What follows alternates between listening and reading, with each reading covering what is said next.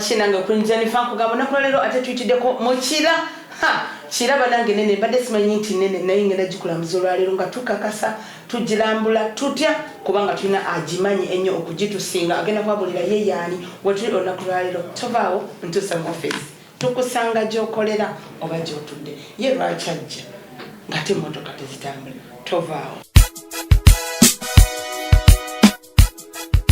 Omukwano gwange nkujjukiza nti obulwadde bwa corona gye buli COVID-19 ate atta nenga office gye ntuseemu ekirungi kyerina buli gwe ninaanye ayambadde mask naye nze ntaddewo distance eraga nti nno tugenda kusobola okuba nga twogera muwulire bye twogera obulungi ennyo nze Queen Jennifer sanitizer weeri kasoke neefwe mutegere nti ekintu ate neegonda bulala enga ya muzigo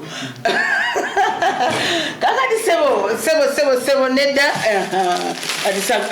zirina nyingi bane bagala tulako nezitutwala tubengere naye badde guno omulamu neyanziza nnyo kubanga mikwano gyange badde bakayana kwini ogenda otamu field mukama wange ngaakayana ne mugamba anze njagenda kankyusize eddala okulagira ddala nti bana ensiimi ennyo RDC kyankoledde bangambye RDC sinamanya manya ge sinamanya bimukwatako naye ngola okukwata wadde akabanga n'omunene gwenti naye mu office ngenda kuba musaba ajjeko mask nange nzijeko tusobola okubawa ebigambo bino mubiterere bulungi ate mubiwulire bulungi munange nkwaniriza nnyo sebo kale nyabo sebo amanya gaffe amanya gange bampita ndugu kaonawo Isaac ya RDC wekira municipality RDC wekira neyanziza kira municipality kiraki bino ngenda nabyo banaite mu byensaba tewali buzibu feel at home neyanzeke kakati banaye ndoza distance mugiraba ndi mu office RDC nsanzewo bingi ebinsamalisiza amaaso nja kusookayo yennyini ambuulire manyi abantu buli omu abaako nekintu kyayagala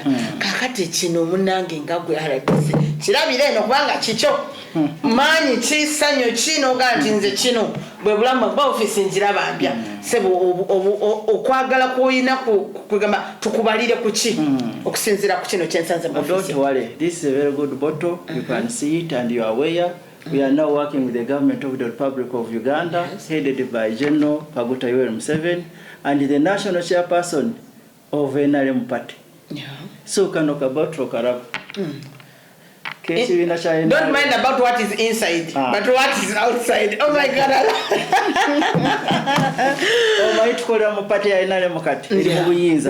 So there is no problem when you say a bottle of this nature. That's very normal. Yeah. So there is this motto. We are moving. Exactly. We are moving. Okay. Hey, mbade muteka mu sabu amanya gafe kwani. Kwapita ndugu Kaonawo Isaac. Kaonawo Isaac. Yes, don't worry about Kaonawo. Kaonawo means a survivor. I was just, I was just born with 5.5 months. 5.5 months? Yes. And you managed to stay? Just nakula mupamba. And mupamba? Pamba jimanyi, cotton. Mama wajali? Mama chali, mwagana nyo. Mulamu? Oyo mukade. Wamanyi. Amanyage? Bamwita Afisa Kaonawo. Afisa Kaonawo. Neera naye yali Kaonawo. Obali akikali tata wange. Omanyi na tata wange. Bamwita Kaonawo. He reached at a time when they said that he is dead. Then when they are going to bury, then he coughed. When he coughed, he was removed. After how many days? Immediately they were going to bury at 4. Then when he coughed, they say, "Hey, muramu." They were gamba, uno musaja. Is he still there? Yafa. After some time? Though the same price when I was born 22nd December 1979 during administrative regime. My mom was coming from the place called now, it is called the Sinjiro district. Sinjiro. Then that kind of Saba. When they came to Saba. Which year was that? It was 1979. 79? Yes, 22nd December 1979. So you're December babe? Yes. Okay. So I came out that's how your cow 5.5 months with 1.2 kgs. I was small like this. So I was put in cotton. My mom had to take a lot of care. And then I survived. So you can say I'm a very good mobilizer. The wife mobilized myself from that time. When they ever told you how you were, exactly. If you ever went to a butcher, then they give you a half kilo, and then you're like, half kilo is big. It was 1.2 kgs. Oh my God. So I was very small like this, but my mom and my dad, of course. But I don't cry because you are now a big person, No, I'm going to change it into the language. you shall be mixing the language about Nyankole, about Luganda, about English, but you will be mixing because it starts the program I'm taking is a Luganda program, so and then you So it's like when you think about it, most especially my mom who is alive. Whenever she wants anything, I must look for it. Whether I don't have it, I will go to Queen Jennifer. I say that, Queen Jennifer, give me this one. I'm taking to my mom because he made me survive under the guidance of God. Mikwano jange abali yunduzula bye omuntu Katonda bwategeka katono gwatagala mama wombo mama wando gasimanyize mama wange tankolera simanyi yansulawo no please waliwo abogera ddala nga bayina records nga bogera kuba mama baabwe so nawe tomanyi obuwa baya kusulawo la nsonga teyalina bulungi ne mama wa Isaac yasobola okubeererawo so mukama Katonda akongere mikisa mama Isaac kaonawo. Yes, Isaac, we are here now. Isaac, ogezezaako otya oconductinga abantu muno mu municipality mwoli yakirako kikwene embeera ya COVID-19 efuuse ekizibu. Yes, how have you conducted your people in Chila? Thank you so much, my sister Queen Jennifer and the UBC, at large. Of course, my name is Ndugu Kaona Isaac, the RDC of Chila. Isaac, olikunzizayo mabega. Yes. Isaac njagala ombulire ngono COVID-19 omungi abantu bafudde abantu balwadde abantu tebalina mmere gwokozewo kinga RDC wa Chila municipality. Thank you so much, my sister. You are aware we have a national task force headed by General Yoweri Kaguta Museveni. Then from the national task force tulina what we call the district task force. Then from the district task force, like one, it is called the Chila municipality. It is the fastest growing municipality here in Uganda. So we have a full-fledged task force. And this task force is headed by RDC. RDC. Yes. Mwami Isaac kaonawe kyakaonawe kyansanyusiza nnyo by the way kubanga omuntu okuba walwa bagamba yayita mu tanulu kati ndoze kati bwe tunajjako liri tahabura tugenda kuzako kaonawo kubanga byayisemo munene bingi okubeera nga akyaliwo kati njagala ojja kunyamba nnyo Isaac tumixinge olulimi luno kubanga njagala omuntu wa wansi because it's not that I don't know the language but I want these people, the natives of Chila, they want you and they have much expectations over you. Njagala obagambe bigambo byebawulira bibagenda okutegera bagambe nti omusajja tayogera oluzungu nga simanyi kyakudda mu nesijja mu office ye so njagala obannyonnyole mu lulimi oluganda because boweereza abaali betogera olulimi olulala they will come then ng'okyusa olulimi olwaffe but then now bano betulina muno mu Chila bwe ndaba muli munyo yes abasinga apart from luzungu it is maybe Luganda then you go to Luswahili ne tujja kusinga nnyo okozesa oluganda because when Peter wali nambole waliwo abatasoma abalina muogo waabwe abalina biki those people be bantu bo be bakuteekamu abaliwa wansi kati I want you to explain to me gwokozewo kimwe n'embeera ya COVID abantu tebaba wadde mmere gwe baba wabawadde mmere neyanzege Queen Jennifer Chila yaffe nkula task force ya Chila Municipal Council COVID-19 task force. Ku task force yange tulinako abanene bangi ye meya ba deputy wa banene musaizi ngejjemu ba banene ku service delivery. Okay, yes. So tulinako meya is a political head wafi wa Chila municipality. Then tuliko ne technical staff headed by town clerk. By your task force yaffe, I'm the chairperson, mayor ye deputy chairperson with task force. Then the town clerk ye muwanika wa buli kintu kyonna yakwata ebaasa yonna ye town clerk okimanyi bayiro ye accounting officer. Okay. Then tuliko in charge, health in charge bayiro oyabeera secretary wa committee yaffe. Then tuliko other development partners. Actually for us twateekako even these political parties on leadership yabwe chairperson wa NRM chairperson wa NOP chairperson wa gundi kubanga kino kirwadde kiri awo tekisosola mu mawanga tekisosola mu ddiini tekisosola buli kintu kyonna naye omugezi waffe wa the ruling party omwami Swale Katerega omumanyi nnyo abeera wasaasaanya amawulire gonna gatuuka eyo mu bantu is also part of committee yaffe yakoze has done a lot of things. Yakoze kinaki ekyokusooka omanyi president waffe General Yoweri Kaguta Museveni okimanyi president waffe yafuna mudaali niyo mudaali weevu y'okusooka ya COVID omanyi tuli ku weevu y'okubiri yasooka yakolera ddala weevu y'okusooka. We need to thank General Yoweri Kaguta Museveni, the President of the Republic of Uganda. Yatuweereza guidance ye. Nekola ate. Muzadde. So yafuna award. First award, the first president, the first country to reduce COVID-19 was number 1. The second award, it was award, the global award. He was the 10th. Ekyo kyogere mu Luganda abantu balooza muzeeyi alimba. Yafuna ebirabo bibiri. Ekyokusooka kyabadde kirabo kya gundi kya Africa yonna, the best president, the best country to reduce COVID-19. Ekyokubiri kyensi yonna globally. Ebigambo mubiwulidde mikwano abalabi babagamba ki program bulungi. Ndesabo. Yes. So those awards must be respected by the whole of these country members that they did a very good, wonderful award.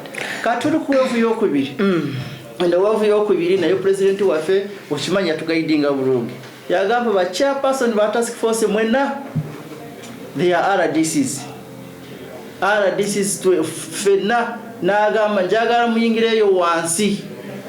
Njagala COVID task force ku village level. Kati Kira municipality we are number 1 countrywide. Kucha COVID awo tuteeka otubeera nambeji mwabasooka swale tumukubira obugalo kwekyo kubanga yatuka wansi eyo mbato eyo team nesebo. You just find out tewali kubuusabuusa. Ffe twayingireyo wansi nawandikira ba chairperson LC1 bonna n'informing other stakeholders bonna. Chairperson LC1 nibawandikira njagala task force ne bagireeta. Okimanyi Kira yaffe tulinamu divisions 3, tulinamu wards 6, tulinamu ne zones 54. Kati tulina ba chairpersons bonna 5. Ekitegeeza Kira nnene bwetyo mpaka ekifaananyi kya Kira omuntu atamanyi Kira kati bwe mba ndi kino wataka Kira eno ya kino wataka eyo Kira Namugongo eyo Kira. So Kira municipality yokka ate eboyogerere nayo ate mugizagiza ebyo byonna kankuwele Kira yaffe. Kira municipality yaffe. Kira municipality yaffe. It is the fastest growing municipality in East Africa. It is now beyond Uganda. Isaac, but still in Uganda. I tell you, taking me to another street. So okay, approximately 5,500 ejabantu. But when you go to up country, those some districts they are up country. Zina 2,25,2,5. Previously I was working in Chenjojo district. Isaac kumbulako njagala sokumbulire ebirungi Kira yaffe. Bane kuwulidde previously I was in Chenjojo district. Chenjojo eyo it had 42 only, but this one is a municipality and it's the only municipality with an RDC. So meaning that is very powerful. Special. One municipality yaffe eno eyina buli categories bonna. Kyekiri kyekugambye nti bwe mpita eyo nzibadde manyi nti embuya si Kira. Municipality yaffe ezo divisions 3 tulina Kira division, Namugongo division na Bweyogere division. Nene mu byafaayo bya Kira municipality okimanyi nnyo Namugongo shrine nkimanyi Protestant shrine, the Catholic shrine and even Muslim they also have a shrine. So in Kira municipality yaffe erimu factories and industries 668. Omulabi wa program bagamba kikujukiza ku Star TV kwetubeera ne program bagamba kitukusanga gyokolera ndine RDC muchunya njagala mbulire Kira tukugamba kikifula ekyenja oyenjawulo ennyo erimu amakampuni nga kinaki amakampuni gamanyi omanyi geino Darling walimu amakampuni gakola even the radios which the government is going to distribute at a later stage. Nobo gali mu Kira municipality. Ebino bigundi septic tank ebyolaba byonna bibuli mu Kira municipality. Bino companies biscuits zonna Kira municipality. So Kira yaffe Kira municipality. Even the quality of people bali mu Kira municipality. Nakolako profile y'abantu baffe bali mu Kira municipality. Tulina kati currently tulina ba ministers 26 abasula ekira including the vice president, the new vice president. Eyo kira tono ebegezi tulina ba member of parliament now currently 198 member of parliament bali wano kira. Tulina bino bitongole bya ED UNRA, ED Uganda Revenue Authority, ED Uganda what tulina ba EDs mwenda. Mwami Isaac, yes. Njagala ombulire fine waberako ekyenjojo yes. Novayo obadde omwa ebintu by'okubeera RDC bimazemu emyaka emeka? I can say in experience. In experience. Natandikira ku gundi politics z'abavubuka. Okay. Way back 2000. Hey, kakati njagala abavubuka netuka even muwanika wabavubuka. Omulabi wabagamba kitegeeza nti kawona wote yagwa bugi okubeera nga limu no office enene aze yezimba. Kati gwaliro ngoloza mbunzo ogenda kutandika bakuzadde obuuke mukano tekigenda kusoboka. Olina kubanga oze olemerako ne balaba potential that babera bakongerayo ku ekyo. Kakati Isaac oliletinga otya ebifo biri byobaddemu? Wanti tusentya mu Luganda nange nti ebifo biri bye wavaamu bw'olaba ne wano wooli enjawulo eri etya. I think what they are right. Like, how do you relate the previous places where you've been and this one of Kampala, Chila municipality? Yeah. Service delivery. Yes. But service delivery. Evalinga. Oba muno mulimu ekibasa kinene. Kubanga company. Ekibasa kinene kiriwo. Tell me ekibasa. Emirimu mingi nnyo. Okusinga ku Jerry. Wano Chila municipality. Okay. That's why nakubule nakola ka profile card. You cannot stay in the place when you don't know people. Yeah. So walimu abantu banene, waliwo n'abantu bakyamu. Chila municipality. Okimanyi mu Chila municipality tulina n'aba ghetto youth. Ne headquarters za ghetto kimanyi ziri mu Chila municipality. Mbadde simanyi ziriwa? Ziri Kasokoso Kiganda. Walina president. National. Eyo swala ya kuntwalayo kubanga simanyi y'Ekiganda. Baye wanze bali baki. Kiganda baye baki. Kiganda. It is also the biggest slum area in East Africa. Kasokoso Kiganda. Tokanti wandike kubanga enda kibuzaako. President Joseph Moyes swala mmanyi Uganda. Kasokoso Kiganda. Headquarters za ghetto. Headquarters za ghetto. National white. National white. Kampala oba national white. Kubanga yo president alina data aja kubulira tulina headquarters nanka balina barracks eri Magere. Balina yosinga. Listen, never singa baina company ya kwegamba bakola ekintu kyawe nabo ate barracks ebereyo bachamu bonna babereyo. Obasobola otya munange mwami Kawona ngakulaba ngo omusajja omukaka mwenyo tebakuba. Tebasobola. Ogenda yoko bakwano bana bafuka ba blood priority to serve them. Ogenda yo ba blood tubonga ne bagamba tubonga nawe. That is interesting. So tulina categories of ghetto youth in Ochira. Actually tulina ba commercial sex workers. Balina association yabwe erina ba members 628. They are registered. Nabo balete ebintu byabo wano nga tebaswala abange mu COVID chairperson yatuka nagamba RDC twagala kukumitinga president waffe tulubi twagala kyakulya emirimu tegitambula bulungi. Tugamba kati president mwagala kumitinga president mulina nsonga ki zo kumitinga president emirimu tegitambula. Bagamba RDC emirimu etambula bubi ejajjula ina bana yetambula bubi twagala kumitinga president twagala president waffe atuzimbire nera notabagoba nawe tobagoba obawuliza nze ndagamba nakugobye dda nange program bagamba kikusativya zatansobedde olinga taswala naganze ebintu byange bino byonna tebikyatambula. Ne bagamba RDC mugabe yakawunga mugaba bijanjalo atoma business yaffe fe twagala president waffe atuweereza mata atuweze mucheri atuweze n'enyama kubanga tukolera mu bintu ebyo. Mbadde nebuuza empapula ennyingi z'olina wano zaaki zebyo ebimu ku ebyo papula zino association z'abantu baffe zonna ziri wano empapula ezo zojjudde ennyingi ennyo kategori zonna tuzirina wano buli ajja so eyo kira yaffe weebaka gwe kwebaka obimanyi this is service togenda kubanga mzee yatuweza genda mukole kino national relation we must work and good chance for us. We are trained cadres.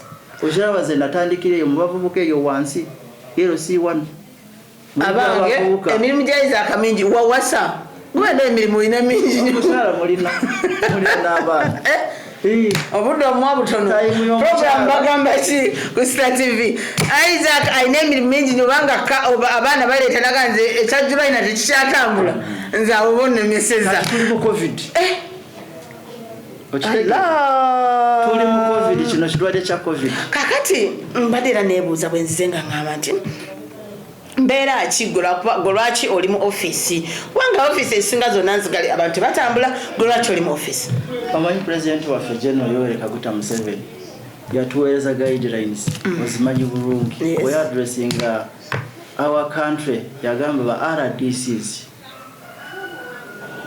muyamba abantu bange ba RDCs mu implementing guidelines zange Osheme president yateekako n'agamba guidelines ozitegera bulungi yagamba waliwo categories addressing so many things closing amabara abere closed even these motor cars not to move then abarwadde yegera kuchabarwadde n'agamba mulwadde yonna wenna you must help those patients. If they are referred, the DH has referred a patient to Murago, to Nsanja, to where? It is now the RDC to make sure that that person should move to that facility. So we are here to help those people. Okay. We are here also to do those operations. When those bars are working, I call my security, I say that let's go and implement. So that's why you are in this office. We are here to serve. Okay. You can see those people, the sick people outside. Balinze. They are those who are supposed to meet their doctors like twice in a week. Mwami Isaac, waliwo embeera egamba nti aba RDC kale simanyi oba gwe naye kino just kale kankibuuze gwe bunno omugamba muno ekintu kidogo bansayiningireko ekintu ekyo gwe okisanga otya kubanga sinalabawo baleeta bbaasanga erinako ekintu wansi okyogerako ki? As an RDC, I cannot do any mistake because I'm comfortable in my job. Okay. Very comfortable. Nenga banji bali bulungi nnyo tenga bagamba wansi eno wagireyo ekigambo. Actually, I've even instructed the tulina team yaffe ya security bagamba tulinako DISO, head of intelligence in this area. Tulinako ne CMI wano ku office yange ina akwata kintu kidogo alo captain wa CMI ali wano. So another team of security agents abo bonna balabe control kuraba. Okay. Waliwo any person who is requesting for kintu kidogo we arrest immediately. Kubanga omanyi bafere babeera bagamba katugende ku office ya RDC yo wansi tutulawo omuntu ajabwe batira gamba katu pesa kintu kidogo ntwala RDC atukoleko aleetera ino wansi we wati wano ku office yange wali kiriri. Okay. Omulabi kakati nsaba and the documents we shout to them, they are free of charge. Mukiwulidde bannakira RDC abagambye document ze azibanga baba akusayiningira ku bwereere tekuli ssente nemujja kusaba kati nsaba obulire kwa RDC abalala abali kubanga sigo weka waliwo RDC abala president Yoweri be yalonda Kaguta abali eyo mu district endala bawe ku magezi kwekyo ekintu kya kintu kidogo bawe bayinza kuba babikola tebamanyi. Actually omuntu ayinza okulira eri ssente gwa ne bakuwa ekipapula nga tekiriko. To have those measures. Atuchogere mu Luganda. Bara disaba abalala babulire kibate kukola. Of course, the documents are fair, the issuing it is free of charge. Waliwo abafere somewhere. Babeereyo. You need to check out abo bafere abali ku offices amweyo.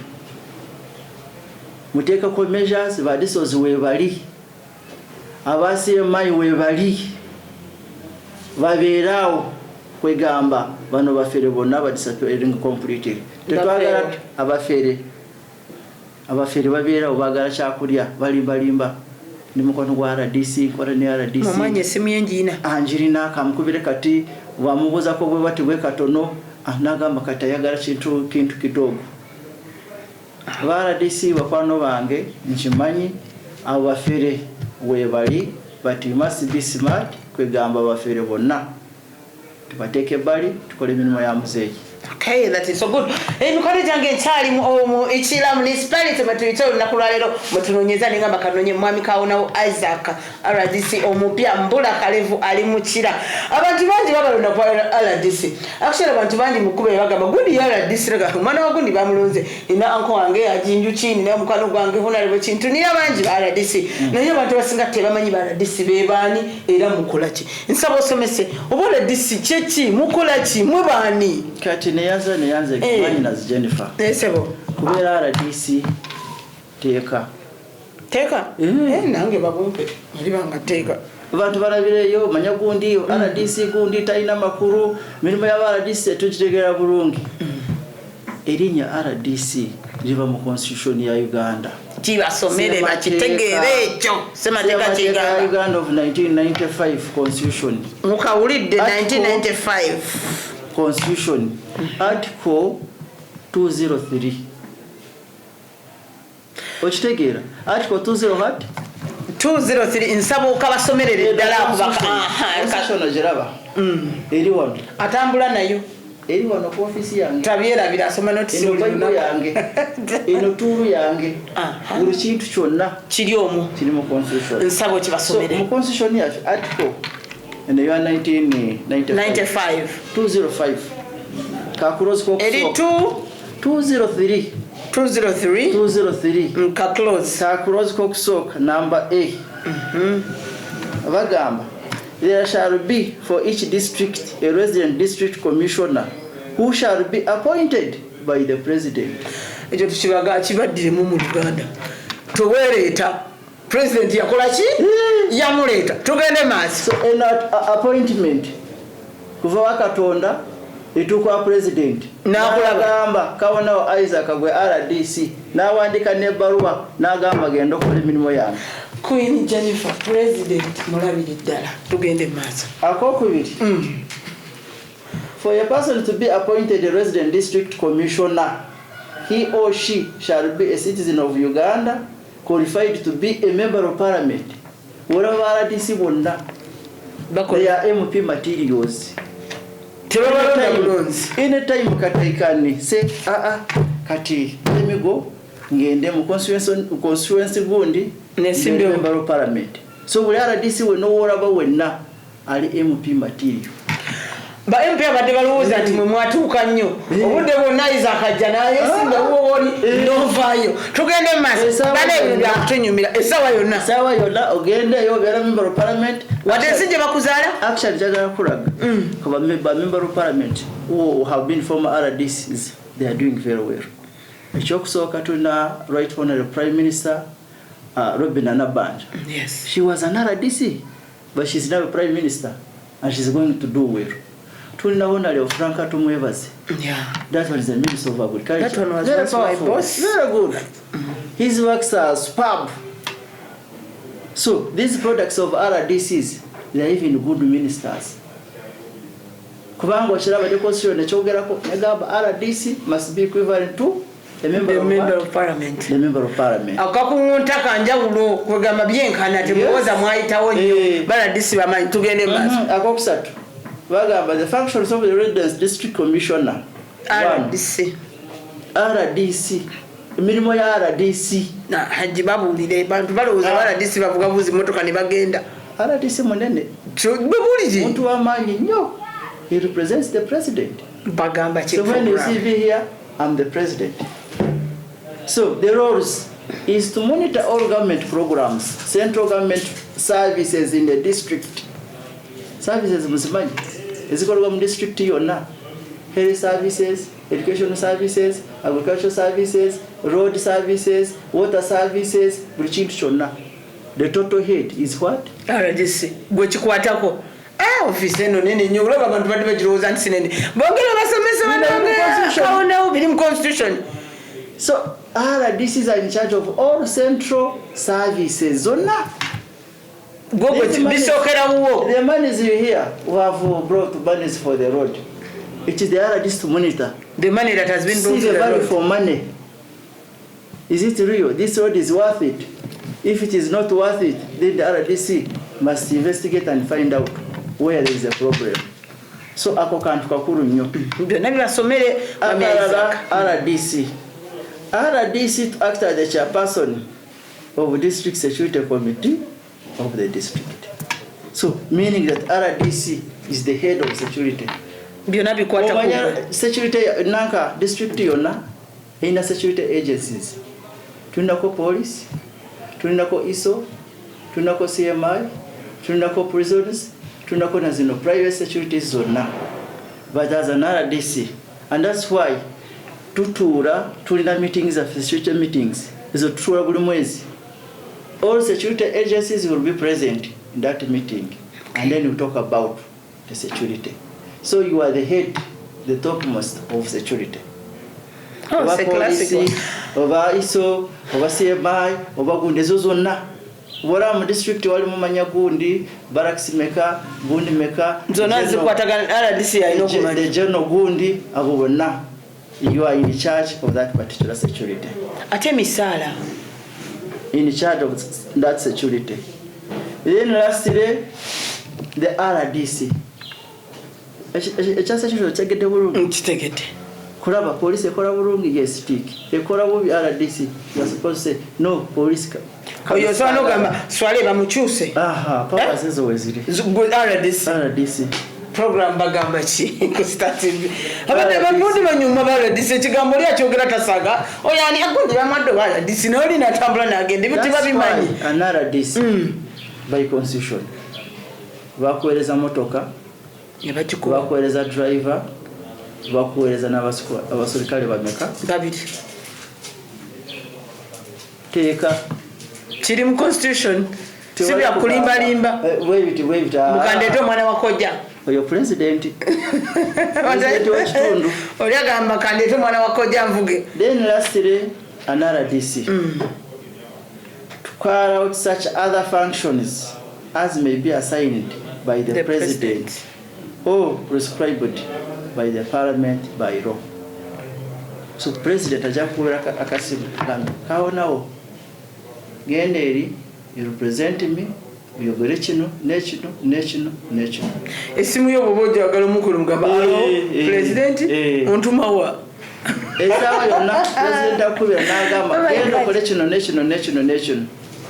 So oyo RDC abagamba RDC tebamutegeera tebamumanyi RDC ali mu constitution RDC emirimu ye erikiriya tagwa bugwi RDC muivu temugamba gundi simutegeera yasoma ata yagenda atya qualifications aba member of parliament zonna abazirina ebigambo bino birungi nnyo banaye nesimye kubanga basinga bayisamu abantu amaaso olinga alabanga omuntu ataliyo naye ebigambo RDC kaonawo Isaac abitugambye byonna RDC aliyo ngubadde tomanyi bulimogo nga gogamba amuze yampa kulya munnange netteeka likukwata kubanga biri mu constitution omukisa kale guyinza okukugwira naye twala obudde newunyeza nnyo nti nno RDC ono bane newunya lwaki ebintu abikola bwati nga wentuse ku kito wabweru wanyirira nyambusa amadala walungi sanitizer weziri kunaba mu ngalo bye buli kimu nebuuza ki atambula ne Bible ye constitution ye kitegeeza nti nawe RDC aliyo funa kopi eno wabagitunda waginoonye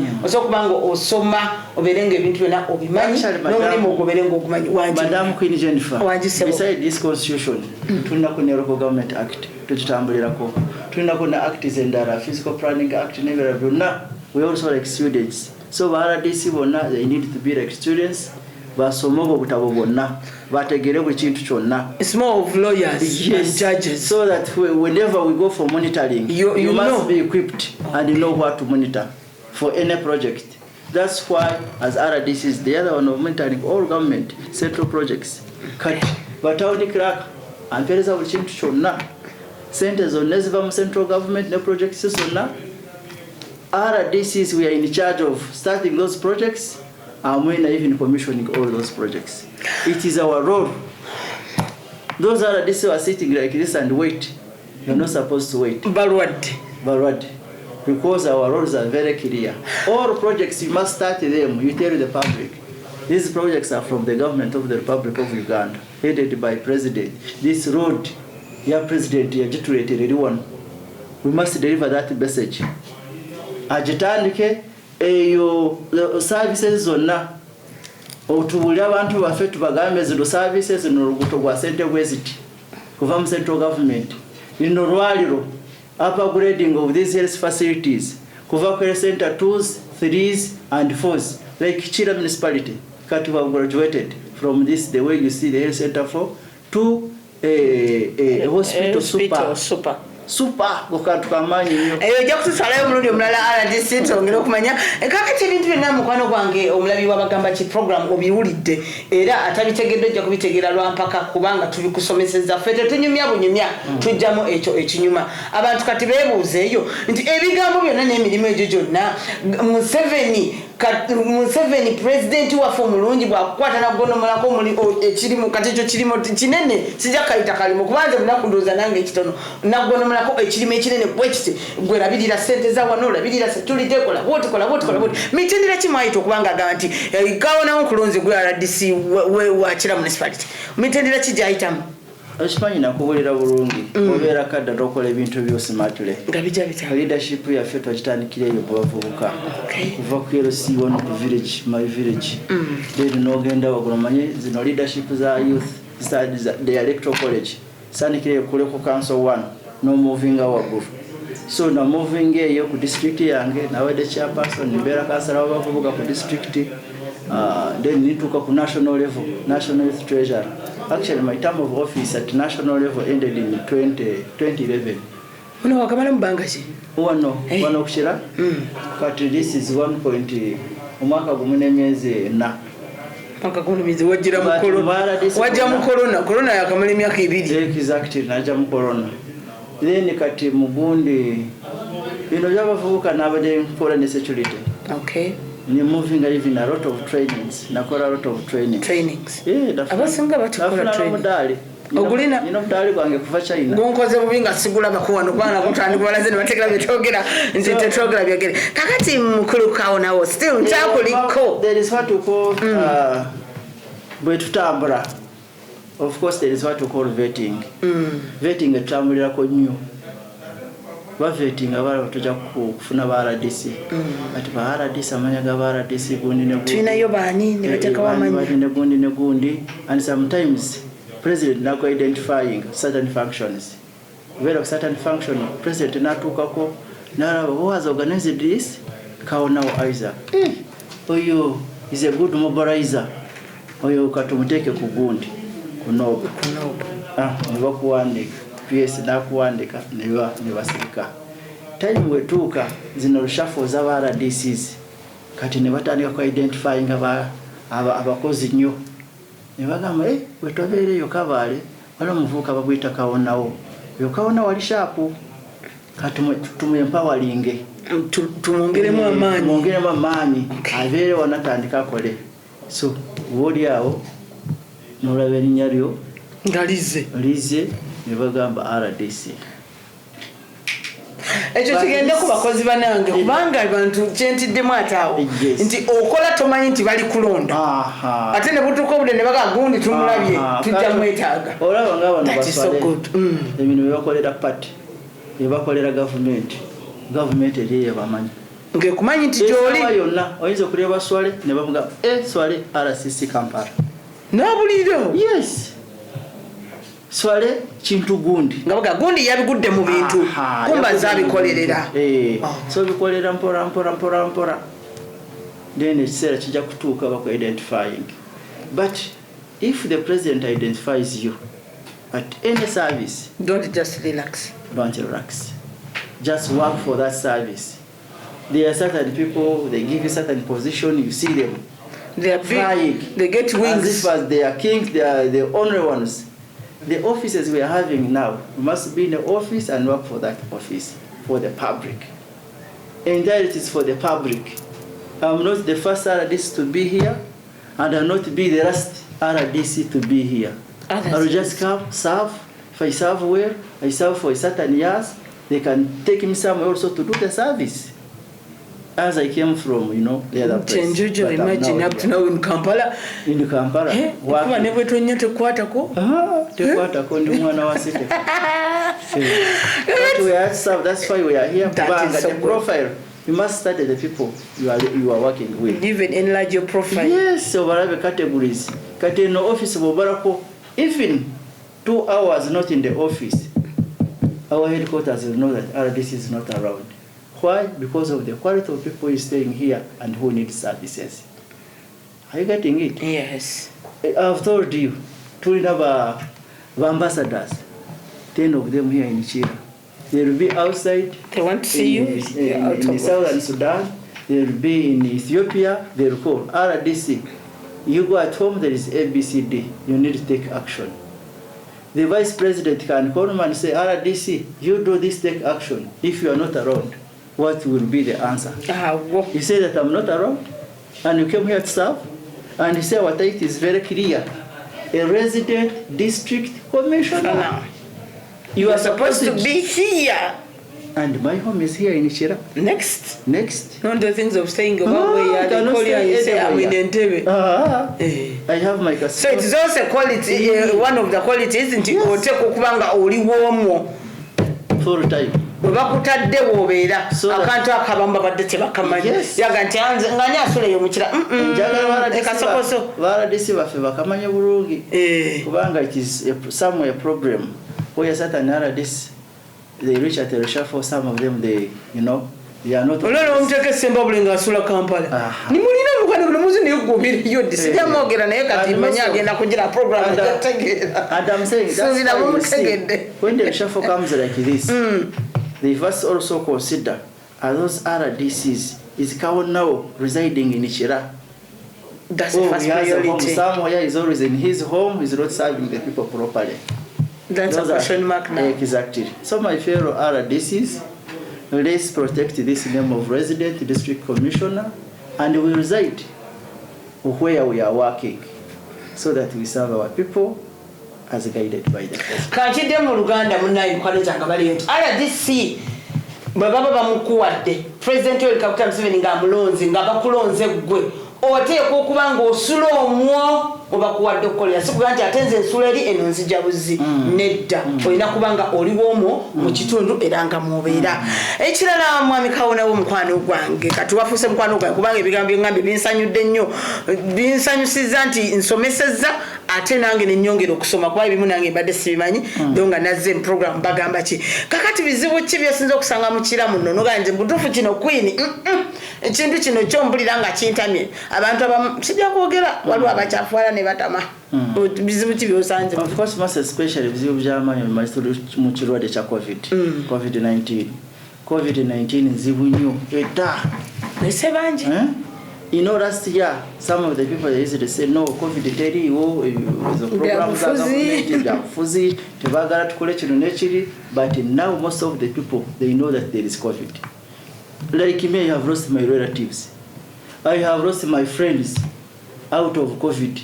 So, tosobola kumula no gamba COVID teriwo, COVID weri. So, kino kirwadde kya COVID has brought a lot of challenges, most especially this era. Kubanga tulinamu abantu baffe bali bubi nnyo tebalina kyakulya tebalina wakusula kubanga obimanyi bino bya gundi landlords kati nawo bali kali. Of course. So even down here waliwo abantu bagala kyakulya. Oyina mmere nja kubagulira kawunga nkole ntya ku sente zo bakuza government kubanga ndi president ngamba ku sente zo sente zange omutima mulungi naffe batuwa kilo toshimanyi bibuli ekyogera bulungi gamba mukono oguweereza gwe gufuna ekyo kirungi nnyo. So you must serve these people because we are here to serve. So tulina challenge ya COVID abantu bali bubi bagala kyakulya ne kati jagala kwebaza general waffe president waffe Yoweri Kaguta Museveni. At least through the prime minister you can say at least something is going to take place. Now even the first COVID, abantu bange bachira municipality, government at least ya serving ko ku siramu yange eyo ya kasokoso kiganda. Yafuna kyakulya. Nabo bafuna. So naked categories nazulideko yesterday, but I'm waiting for guidelines. Kwegamba setting abantu baffe naked bafune kyakulya. But unfortunately categories ntono nnyo. Zebalonze. but ndowooza president ajja kwongeramu ajja kukyusaamu kubanga omanyi muntu w'abantu awuliza abantu nnyo begamba kalina ghetto youth teriimu bano even ba commercial sex workers tebaliimu baddeyo bamukyalo n'abalala bonna but those are also critical kubanga twagala nabo at least bafunemu kino covid. That's why we are moving fast nga Kira municipality nakuwulidde bulungi tulina yo task force ku municipality then tulina ne task force ku division zaffe then tuaraching a task force ku village level. Ezo task force za village level kubanga abantu bali ku task force ya village balina strong networks by law guided by the president. The chairperson LC1 yakuliye yo task force then erikuba cultural leaders mukungu wa kabaka aliya ku task force tulinako ba religious leaders tulinako mu Kristayo tulinako mu the Catholics, the Protestants, the Muslims and born again churches. Olabe zo networks za churches zonna zetagisibwa. Then tuliko na bano important people tulinako nka head teacher wa primary na head teacher wa secondary. Womanyi bono bukolokolo bwa ku village obeera ono head teacher wa secondary MC, head teacher wa primary MC. Then tuliko na ba VHTs na whether they are part of that COVID task force. So you to launching they know what to do. Ne tubawereza ne message yokutambuza eyo. Then the municipality task force of course njagala kwebaza municipality council. You're donating 10 millions. That is so good. So ezo 10 million ne tukalculating ne tulaba katukole tutya. Ne tugamba first of all katukuleko bino bizindaro. Zindaro bemanyi radio zokukyalo ne tugulako ne flash kati eyo common text kirwale kya covid kitambula bwe kiti wale ebintu bisatu president yatubulira yatugamba ekyokusooka at least we can do the three things then we can reduce covid. Ekyokusooka masking buli muntu yenna abeere na mask. Ekyokubiri sanitizing buli muntu wenna abeere na sanitizing anaabe mu ngalo. Ekyokusatu social distancing kubanga kino kirwadde kya covid kibeera mu 2 meters. So mubeera mu social distancing ebyo bintu bisatu byokka bikolo bwonye reducing covid. Then abantu ne bagamba bamwe okimanyi manya sanitizers they are very expensive manya gundi ne gundi. Tukolesa bintu byaffe n'abasabuni n'amazzi owa bulu eyo nayo sanitizer tukolera. So kate your message bizindaro radio byaffe kulwokuna lunaku bitambulira tuja kubilaunching officially tuweleza ba chairperson wa RC1 olwokuna lwencha ne tuteekako ne gundi actually oyo omwana ajja kutambuza ekyo ki radio tuja kumfacilitatinga abeere n'ekyokunywa abeere n'ekyokulya atambule mu kyalo kyonna aweereze eyo message kwegamba message eyo etuuke bulungi ku bantu baffe. Twakozeko zino radio talk shows twakozeko ku TV kati jagala at least mu inviting ku TV yaffe tumaze kutwala program egenda kuzanya onakuleta lwennyini in fact lwennyini ngomaze okufulumya biri ate nange lwengenda okubanga nkola ki so katawo for us we moved down. So ba chairperson baffe ba task force baffe bano bagundu ba VHTs they are doing a very commendable work. Obamanyi ba VHTs baffe bambe tebalina musaala but they are patriotic exactly. That is so good. Then to promising like now we have supplied them with masks, we have given them sanitizers, we have actually tulina buno reflector jackets buno bulingo ba traffic nabona tubulina covid task force kira yamanyi so tutambulirawo ngatumba RDC Isaac kawonawo twayoge nakubuuzizza mu ntandikwa akantu okoyinza okuba kwataddeko nnyo bongo nenze nakataddeko kati nkuzzaako mu mbeera ya family kati obudde emirimu gya office gyonna mu mbeera ya covid eno eriwo erudde tetumanyi gwaddi bakatonda yamanyi eyagireeta abantu basaanye beeyise batya abafumbo abali ewaka balina abaana emirimu mitono basiiba waliwo abali bajjanga nga babajja kiro ne bakeera nnyo kati obudde buno basiiba beetunuddeko bwe bati abantu abo basaanye beeyise batya katuddeko mu mbeera y'obufumbo tetuvudde kati mu office kati wa ku magezi abantu ab'omukira n'abalala balaba Star TV abala program bagamba ki basaanye beeyise batya kubanga mwene embeera gye tamanyi gwaddi batakimanyi ku byamaka 70% y'abakyala bali basanyufu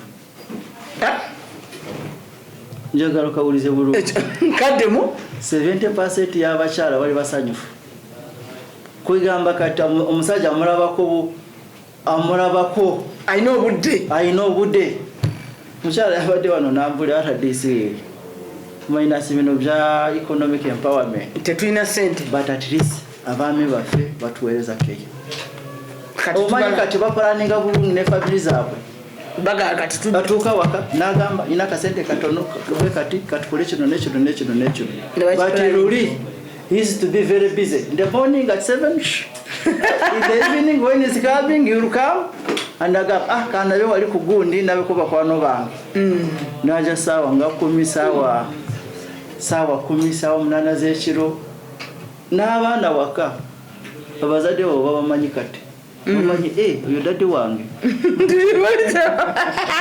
ebigambo ebyo banange sinze byogedde ebigambo ebisinga biba byabana Uganda nze mbakona katono ke mamanyi nenja nendeeta ebigambo biwulire nti abakyala sijja bidda mu aradisa byogedde ate ensonga zonna zijja wuwe bawaaba wuwe n'essanyu balireeta wuwe n'okunyiiga kitegeeza byogedde byo nsaba aradisi osibule ku bannakira ng'obeebaza munnange okwagala kubanga bamu abantu bagaana omuntu buli baga nti oli gwe balesa kati ofiisi ete tujja gigendamu baneebalizeko abeewuwo ate era obampeera akagambo akabasiibula njagala kwebaza Mwinas Jennifer ntuukako wano kubanga kino kinene nnyo ne ttiimu yo yonna ya UBC kubanga kati am now full-fledged member of UBC. Yes. Ekyokubiri njagala kwebaza abantu bakira bonna tukolera wamu nga ttiimu. In COVID we agreed regardless zino political parties bla bla bla tetuziyingiza mu bino kya COVID tutambulira wamu twagala tugobe kino kya COVID twagala tureducing kino kya COVID. Njagala kwebaza omwogezi wa INRM Mwami Swale Katerega oyaweereza information abantu bonna kirwadde kino kya COVID. Twagala buli muntu yenna atambulirawo information flowing tutuke mu bantu baffe. So abantu bakira the political wing, the technical wing, bonna tukolera wamu ne security agencies. Nakola ku security ubera RDC wali ogundi ISO ne CMI n'abalala tutambulira wamu. So jagala kwebaza eno teamwork yetulina kira waffe. Eno team ya service delivery kubanga wa focus our ultimate goal is kuraba services zaffe zitambula zetya. Twagala oluguudo olulungi, twagala amalwaliro malungi, galimedagala na buli kimu kyonna, twagala n'ebirala kugamba to increasing economic empowerment y'abantu baffe kubanga abantu baffe bali bubi bwavu. But bwe tutambulamu nga ttiimu buli kintu kyonna tujja kukituukako. Teyanzeke omulabi wa program bagamba kinanga ku Jennifer mikono bagamba bulijjo ekigambo kya RDC nja kitwala buli lwembeera ku mpewo bagamba mikwano gyange nti as a team we can always prosper to another level because omubeera nga mukolera wamu ebintu byangu naye goboga nti anze kyange nkikola nzeka olaba ne Katonda yatonda emikono gino nga gutaddeko gunnaako ennyindo ziri bbiri emikono buli kimu nga kiri biri kitegeeza ki tuteekwa okubeera nga tuyambibwako bannaffe okusobola okubeera nga tudelivalinga buli kintu oliwa bakunyiziza tomuwalana mutuukeko ate musobola okugonjola ensonga towuliriza bigambo RDC akugamba nti office eri so open and clear you come ng'obyojjudde bya nsonga ajja kuwuliriza era ajja kwaniriza mwetegefu okukola n'olwekyo nkugamba mukwano gwange eyo gy'oli Queen Jennifer ttiimu yange gye ntambudde nayo olunaku leero ntambudde ku kamera Henry Jayuge nembeerako ne Matinitini ate nembeerako ne mwana mulenzi Henry yange presenter wo mukwano gwo engineer obulamba engineer Queen Jennifer ku Star TV bw'oba tonsanze mu bagamba ki eyo gye nkusanga ewo gy'obeera ate osobola okunsanga program Africa Corner buli lwakubiri essaawa 5 muweereza y'omu ate nga programs ezenjawulo bagamba kibuli lwakuna Africa kona buli lwakubiri bw'oba tonsanze mu maaso ate emabega eri bw'otuukayo osanga nti noonyani nti ingini ojja kumusanga era ojja kunsangayo nebaza mikwano gyange batambula nange mwenna na buli kyenteekawo ne tugamba nti kya Queen bambi ne mukkiriza ne bazanya abantu b'ekira okubeera nga mutwaniriza esobola okujja ne tukola RDC abatamanyi bye mbadde mukola RDC Motombula Kalevu Isaac kawonawo ng'erinnya lye abasomesezza osobya ku lulwo mubeere bulungi mweraba.